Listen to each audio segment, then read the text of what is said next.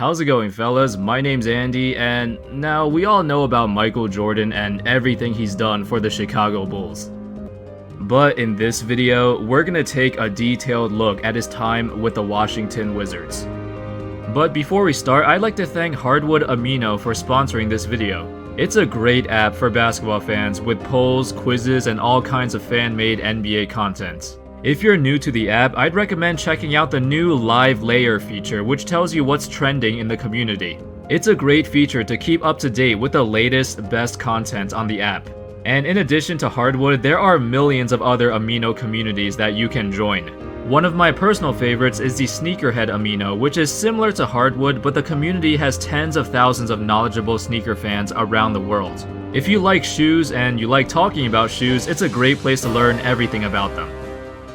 So, to start things off, on January 19, 2000, Jordan was hired to be the president of basketball operations for the Wizards. At the time, the Wizards were not doing so well. They recently traded some young, promising players in Chris Webber and Ben Wallace, and the last two seasons were rough. They couldn't win more than 30 games in either season. The major decision that Jordan made during his time as president was, of course, drafting Kwame Brown. In the 2001 NBA draft, he took Brown with the #1 overall pick, who would eventually become one of the biggest busts in recent history. But Jordan believed in him and really thought that he was the next generational player out of high school. Well, at least that's what he thought when he drafted him, but to be fair, most mock drafts had him going relatively high. Around the same time, Jordan also confessed that he really missed playing in the NBA. Even though he previously said that there was a 99.9% chance that he would not come back again, he still had some second thoughts. Later on, after seeing his friend, NHL player Mario Lemieux, make a comeback, Jordan was inspired by him and decided to return to play the sport he loved as well. On September 2001, Jordan announced that he was coming back to play. A statement that everyone has heard before, but this time, the expectations were a bit different. I mean, Jordan was getting older. He was 38 years old, and the Wizards were awful. There were some people who still believed that he was still the same player as before and that he could lead the Wizards to the playoffs, but for the most part, his comeback this time was not as spectacular, which was expected, given his age and the team's situation. But according to Jordan himself, he stated that, "I am especially excited about the Washington Wizards, and I'm convinced that we have the foundation on which to build a playoff contention team. The opportunity to teach our young players and help them elevate their game to a higher level strongly influenced my decision."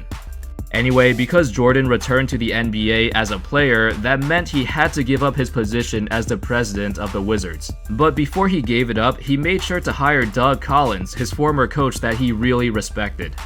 So in the months leading up to his return, Jordan trained furiously and worked as hard as ever. Unfortunately, he was very out of shape, close to 240 pounds near the beginning of the year, which was about 20 pounds heavier than what he would like. Before the season even began, Jordan broke 2 of his ribs and developed back spasms during his workouts, so even though he had the motivation and the fire to get back to that level he was when he was in Chicago, his body was just not handling it well. Regardless, he was fine by the time the season started.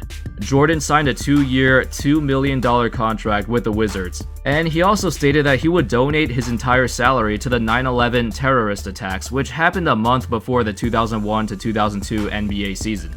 Jordan started off his Wizards career playing pretty well. He was still averaging over 20 points a game, although his efficiency dropped significantly.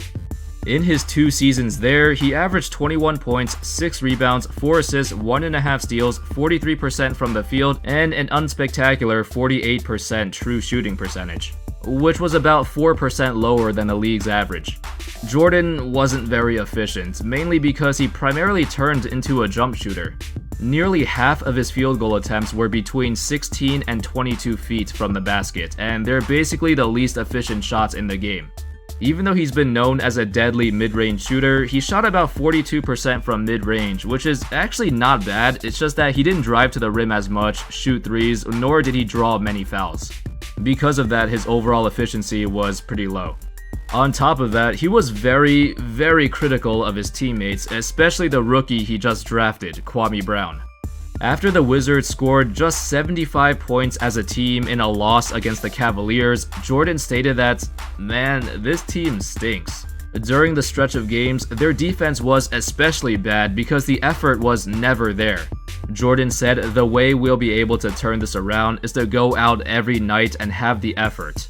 Sometimes things may not go your way, but the effort should be there every single night. I don't see anyone covering my back as everyone probably expected me to cover theirs." In Jordan's first season there, his teammates and the second leading scorer on the team was Rip Hamilton. Hamilton said that MJ was always talking trash, even to his teammates. But there was this time when Hamilton walked up to Jordan and asked him if the Wizards players can have their own Jordan brand shoes. Jordan responded by saying, "Hey Rip, my sneakers are for all-stars." And then he said to another player, "Your game is not to the liking of my sneaker." And then in the 2002 offseason, right after Jordan's first season playing on the team, Hamilton got traded for Jerry Stackhouse, who played basketball at North Carolina.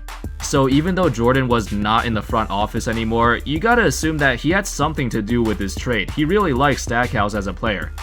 Now, as I mentioned earlier, Jordan's relationship with Kwame Brown was kinda harsh. He was very critical of Kwame and apparently said some things that would definitely not fly if he said them today. After dominating his high school competition, he found himself struggling a lot in the NBA. There were a lot of things going wrong. He had trouble catching passes because of his small hands, he couldn't really do the same post moves like in high school, defensively his IQ was kinda low, and he couldn't just jump over everyone like he did in high school. Everyone was bigger, stronger, faster, not like those scrawny high school players. Basically, he was having a hard time, and then you add on the fact that Jordan was pushing him really hard to get better. And with Jordan's expectations, you know you gotta have some thick skin, because that's how he was. It got so bad one time, he even called Kwame yeah. Apparently, this was during the middle of a game, and Jordan continued to scream at him. According to the source, Kwame was in tears after hearing what Jordan said to him, but apparently this was false. Years later, in an interview, Kwame denied that any of this was true. He did not cry because of Jordan's comments, and he also denied that Jordan ever called him any homophobic slurs. But what he did not deny is how hard he was on him. Jordan would push him to the limits at practice, but at the same time, Kwame always kept his cool, and he knew why Jordan was like that. He mentioned, "The guy probably took the biggest risk of his life, picking a high school player number 1. I'm conscious that if I screw up, I'm messing with Michael's reputation. I know he's going to work me to death." It still must have had a huge mental effect on him though. I mean, he was 19 years old, just got out of high school, and now he has to listen to the greatest player in the world tell him how much he sucks. Recalling this situation, Kwame actually didn't mind all the stuff that people were saying about him because he knew that's what came with being the number 1 pick. However, he said, "The biggest problem for me was the isolation. You're a teenager on a team full of grown men. You really can't go out. Nobody really wants to hang with you because you're so young. I went to one of the oldest teams in the league. I was by far the youngest guy on the team. I think it's better when you can go to a team with other young players, with your peers." Anyway, going back to Jordan, near the end of his first season there, he tore some cartilage in his right knee, so he only managed to play 60 games. In the 2002 to 2003 season, Jordan played all 82 games and averaged 20 points. But his most memorable moment came during the All-Star game. Originally, he was not voted in as a starter, but Vince Carter gave him the starting spot because it was going to be his last All-Star game of Jordan's career. At the end of the game, with the score tied, Jordan hit what looked like to be the game-winning shot.